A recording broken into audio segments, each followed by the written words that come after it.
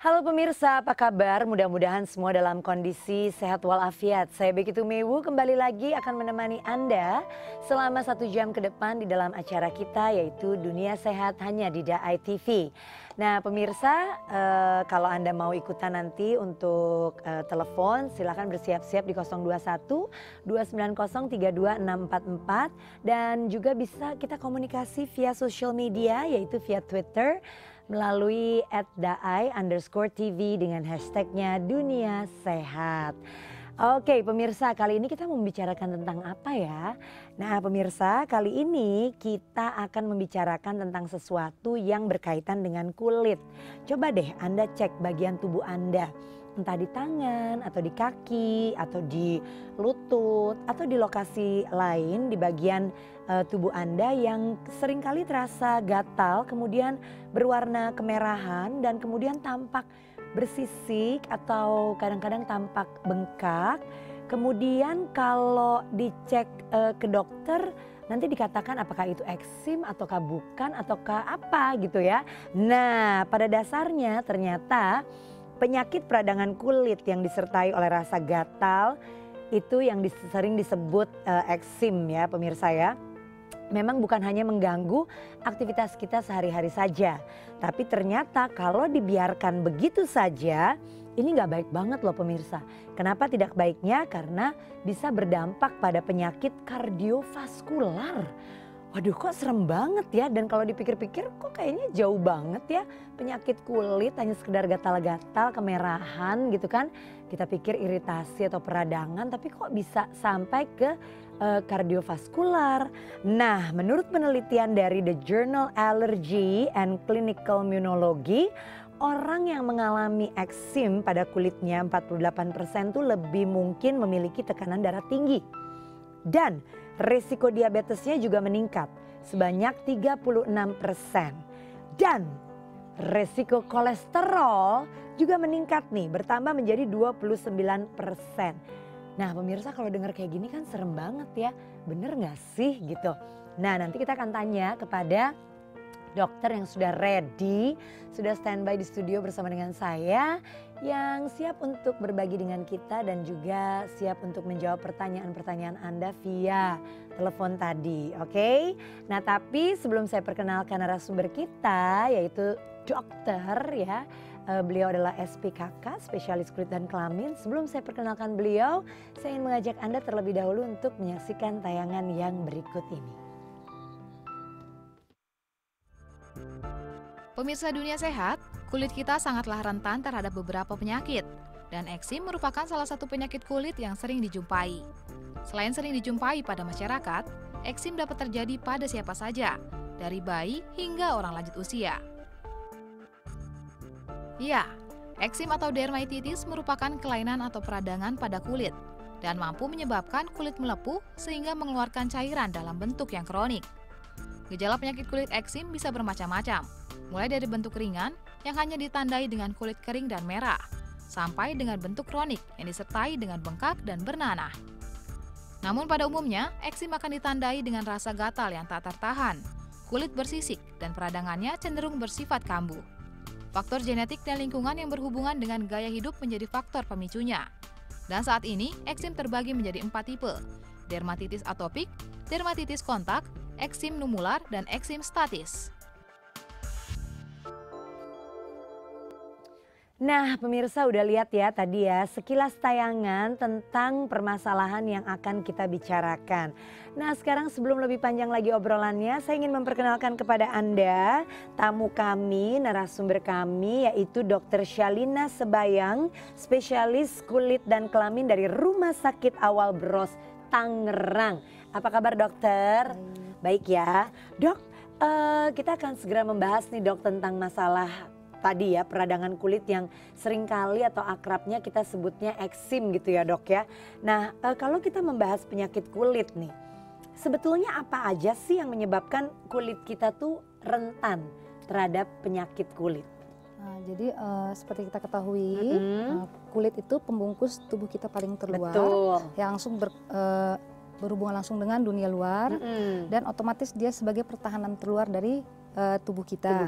Oke. Jadi dia rentan terhadap masuknya mikroorganisme, kemudian terhadap cuaca, Betul. kemudian terhadap banyak hal, benda-benda asing ataupun bahan-bahan kimia. Inilah mungkin yang menyebabkan kulit kita tuh rentan terhadap dunia luar, rentan terhadap terjadinya suatu infeksi atau eksim atau penyakit kulit.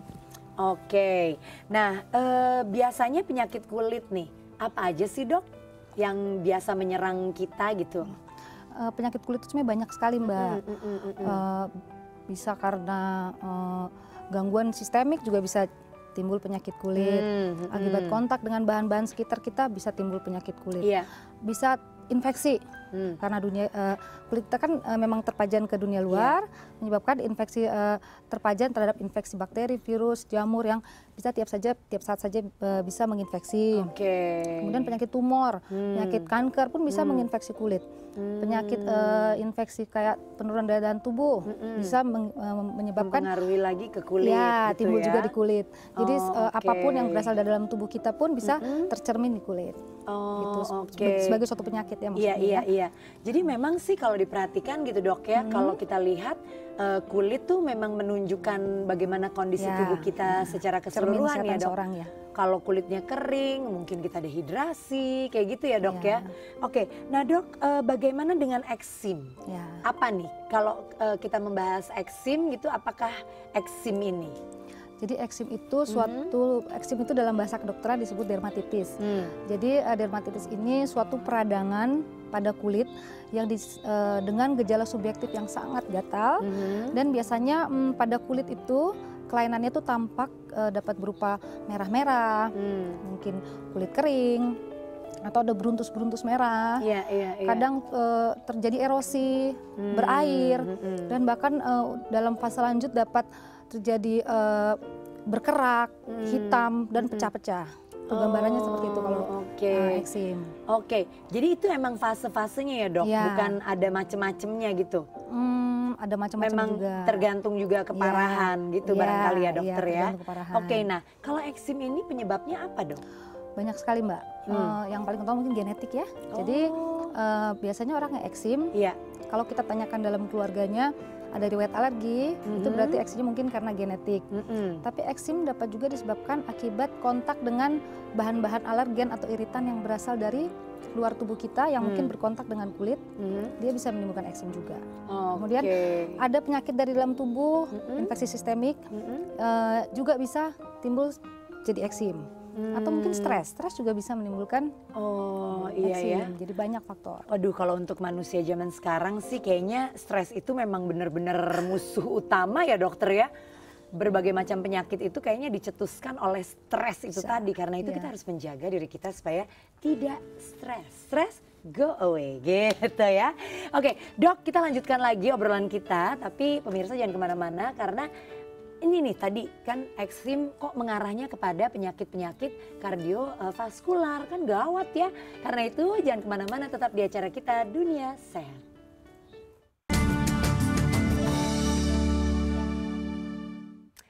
Ya pemirsa, kita sedang membicarakan tentang masalah kulit yaitu eksim ya di acara kita Dunia Sehat. Jadi untuk Anda yang baru saja bergabung, ayo kita gabung dan akan ada kesempatan untuk Anda kalau mau nanti tanya-tanya langsung sama Dr. Shalina Sebayang. Beliau adalah spesialis kulit dan kelamin dari Rumah Sakit Awal Bros Tangerang. Dan silakan bisa telepon loh di 0212903244 atau kalau hanya mau komentar via Twitter bisa juga ke @daa_tv dengan hashtagnya Dunia Sehat ya. Saya lanjutkan kembali bersama dengan Dr. Shalina. Dok, gimana nih dok kalau kita bicara soal eksim, tadi kan kita udah membahas tentang penyebabnya yang ternyata bisa banyak ya dok ya. Tapi kalau kita melihat lingkungan atau pola gaya hidup gitu ya di sekitar kita, apa nih dok yang bisa menyebabkan timbulnya eksim itu? Selain faktor yang tadi, ada faktor lingkungan. Faktor lingkungan itu mungkin kita kaitkan dengan suhu, kelembapan yang ada di sekitar kita, misalnya suhu panas. Jadi suhu panas itu membuat orang tuh lebih banyak berkeringat. Betul. Jadi mengganggu barrier dari kulit juga, sehingga dia bahan-bahan yang kontaktan, alergen, yang lebih gampang mengenai kulit dan lebih gampang untuk menyebabkan infeksi. Oke. Eksim maksud saya. Ya. Kemudian udara yang dingin, udara yang dingin dan kelembapan udara yang rendah. Sementara kulit orang eksim itu saja sudah kering. Ditambah dengan kelembaban dan udara yang kering, menambah kering dari kulit seorang yang memang bahkan untuk eksim. Jadi semakin mudah terjadi eksim dan bahkan memperparah mungkin eksim yang sudah ada. Gitu ya. Kalau pola hidup, mungkin di sini hubungannya dengan hygiene kali ya Mbak ya. Jadi hygiene seorang mungkin yang pola hidupnya baik, berarti dia sering mandi, berarti sering mencuci tangan, mandi teratur, yang kebersihan, gitu ya Dok mengganti ya. pakaian. Dengan dia sering mandi, mencuci tangan atau mengganti pakaian, berarti dia paling tidak dia mengurangi bahan-bahan alergen atau iritan yang mungkin menempel, jadi dibersihkan. Mengganti pakaian juga dibersihkan sehingga pajanan terhadap bahan-bahan itu ke kulit pun menjadi berkurang juga. Jadi eksim juga jadi berkurang berarti kan ya. Tapi kalau dia hidupnya nggak mandi itu jadi ya bahan itu ya menempel di kulit jadi eksim gitu. Jadi pola hidup yang sehat. Kemudian stres juga, pola hidup stres itu juga mungkin ya sedikit-sedikit memicu terbentuknya eksim. Jadi macam-macam ya Dok ya. Berarti kalau tadi seperti yang disampaikan oleh dokter, eksim itu bisa karena kekeringan, tapi bisa juga reaksi terhadap kelembapan yang terlalu juga bisa gitu ya Dok ya. Jadi memang diperlukan suhu ataupun diperlukan suasana atau kekeringan kelembapan udara yang tepat gitu ukurannya apalagi untuk pergantian kulit kita. Udara yang panas ya itu juga. Ditambah dengan pola hidup juga, kebiasaan-kebiasaan gitu ya dokter ya. Oke, nah Dok, katanya eksim itu ada tipe-tipenya ya Dok ya. Boleh mungkin dokter terangkan nih, ada berapa tipe apa aja? Eksim banyak sekali Mbak ya, tapi yang mungkin saya jelaskan sini yang umum saja ya. Iya boleh. Ada yang namanya dermatitis atopik. Nah, dermatitis atopik ini adalah suatu peradangan kulit itu yang sifatnya kronis dan gatal sekali. Dan kalau kita telusuri riwayat yang memiliki dermatitis atopik ini, dia biasanya memiliki riwayat atopi dalam keluarganya atau riwayat alergi.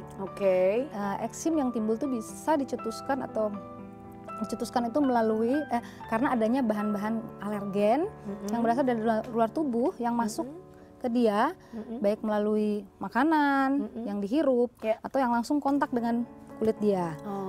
Jadi sifatnya menahun terus-menerus dan biasanya gatal.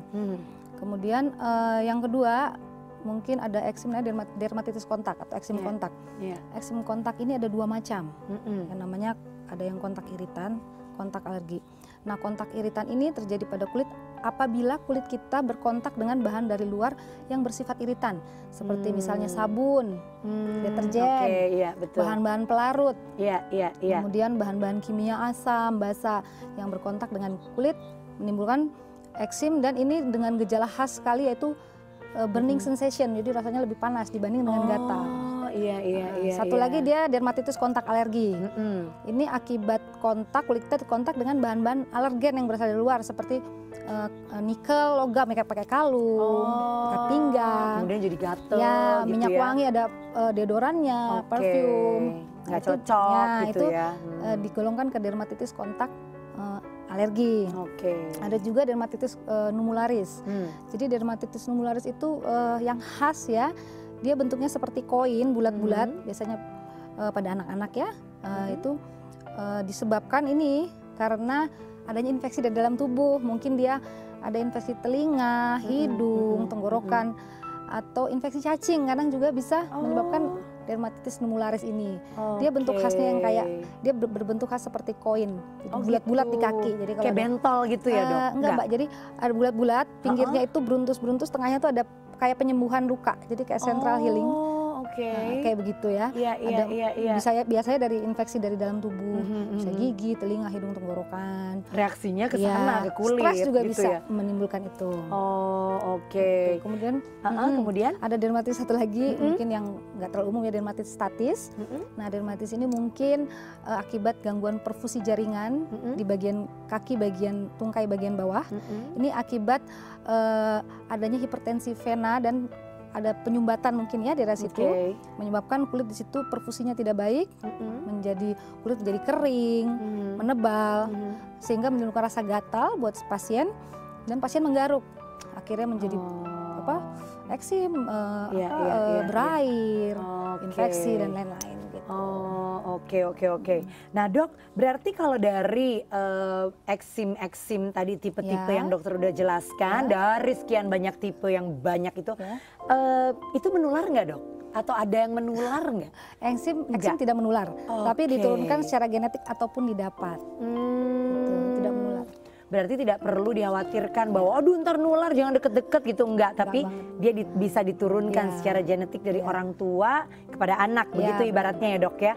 Oke, baiklah kalau begitu. Nah berarti kita lebih tahu lagi nih mengenai eksim ya pemirsa ya. Nah untuk Anda yang mau telepon silakan siap-siap dari sekarang di 021 290 32644. Oke. Nah, sekarang saya ingin mengajak Anda untuk mengikuti info sehat berikut ini, yaitu beberapa hal penyebab eksim yang harus kita ketahui. Inilah dia. Pemirsa Dunia Sehat, kelainan kulit kronis yang ditandai dengan rasa gatal dan kulit kering merupakan beberapa gejala dari penyakit dermatitis atau yang sering disebut eksim. Dan berikut ini ada beberapa hal yang menjadi penyebab timbulnya eksim. Berikut penyebabnya. Nutrisi makanan. Nutrisi dalam makanan sering menjadi penyebab timbulnya eksim. Oleh sebab itu, penderita eksim diwajibkan mengetahui komponen dalam makanan yang dapat memperburuk kondisi mereka, seperti buah jeruk, kacang-kacangan, dan gandum. Sabun dan kosmetik. Penyebab umum dari eksim adalah sabun dan deterjen yang mengandung bahan kimia berbahaya.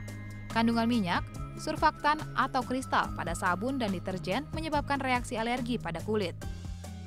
Dan produk kecantikan yang bisa menyebabkan eksim diantaranya sabun, pelembab, lotion wajah ataupun tubuh, dan parfum.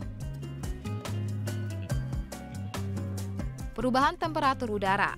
Kulit gatal sering disebabkan oleh suhu yang tidak teratur, seperti panas yang intens, dingin, lembab, atau udara kering. Humidifier atau AC dapat membantu temperatur udara menjadi stabil. Kain. Berbagai kain, pakaian, atau tempat tidur sering menjadi penyebab eksim. Dalam hal ini ada baiknya kita rutin mengganti spray seminggu sekali. Stres. Dalam keadaan stres, tubuh mengalami peradangan yang tercermin pada kulit. Itu sebabnya orang-orang yang menghadapi guncangan syaraf yang cukup parah sering mengalami kulit yang berjerawat dan eksim.